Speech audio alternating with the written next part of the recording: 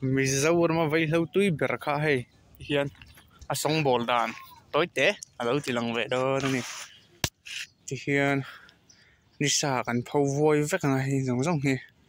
chu min ho cho kan chi le do ni kan chin lai te an lo ti lang nga hin hi lewa hin in bek li bek nga bek ko vel chil to sa aro to kan da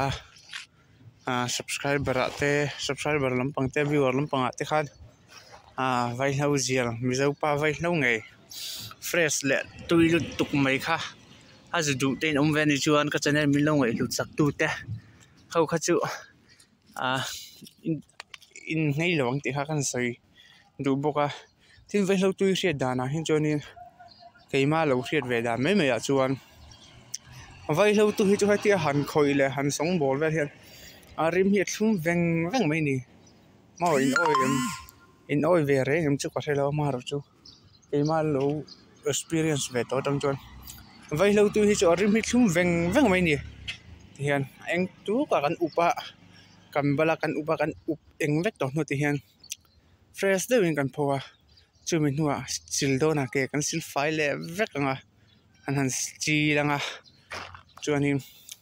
căn phô rồi lệ nga hay là về đuôi nông cho nên comment là mà khăn in phone number le in veng in lo danga ti dang kan lo ngai to don dia phot mai na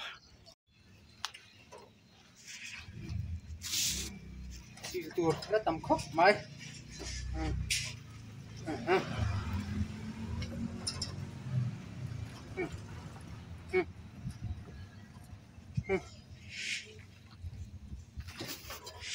phải sống túi bẹt kha chỉ trần ta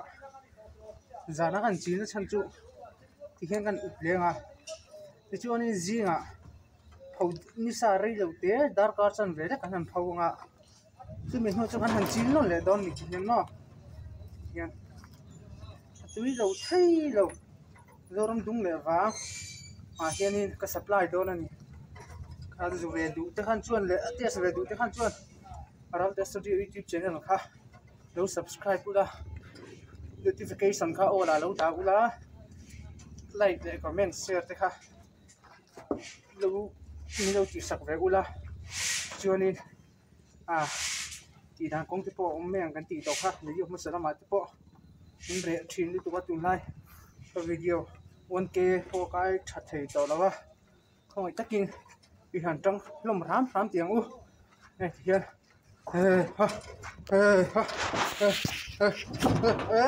kaya kia chín nọc nga anh ha mi chuộc chịu sẽ là đủ thứ sao mà nhỉ vui thà bốc sẽ làm phô vui thà bốc sẽ anh ha mi đúng như chuộc thử giống nhỉ rồi thì trong phần phốt ở xe thì đã con tỷ đàn rét anh lâu thì lằng lệ đó nhỉ bây giờ ta hay giống hình chưa hay giống hình chưa ai ta xin pulling hian kan up do na ni kan upa na tuk zinga kan chil thale don ni na ga khar ve lek ni sa kan phonga kan chil thale don ni zakta ai tuk zinga soyang khan dar kar chan ve lek ni sa kan phonga chumi zuwa kan chil lenga hian vai hlo tui em mai kharan chok do na ni na ti hian kan chil zo ta kan up ni ha kan phowa hian rang ba tui nai takin hian kan siama tui dan chu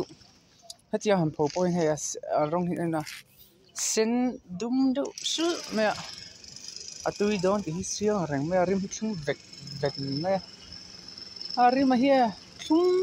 em tu de khop chu na thum tui don ni adu vel te dom chon ka channel tem lo tu sak ve ula mi lo subscribe ve ula like and share tem lo pu ve ula tin cái video hi vai in thei lo pun ngai takin mi lo en sak ve azat ve tam mi lo en sak ve ram ula tun lai chu 1k po kan kai phato lawa ngai takin phia te mi puite tan lo la ula ti chuanin kumu palam pang te khan mi zo pa thar nge vai lo tu fresh tu du ndam chuan comment la mai phone number la in ve in ron soyanga car ni khat tla chu kan in thon sei dan om zel lang chu